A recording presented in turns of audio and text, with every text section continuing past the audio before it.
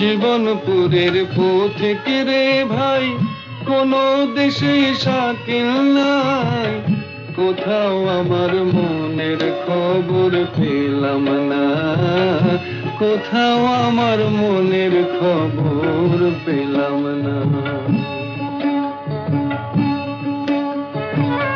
শিয়াল পোকা যখন আমার মাথায় নড়ে চড়ে, আমার তাসের ঘরের বসতি অমনি ভেঙে পড়ে রে।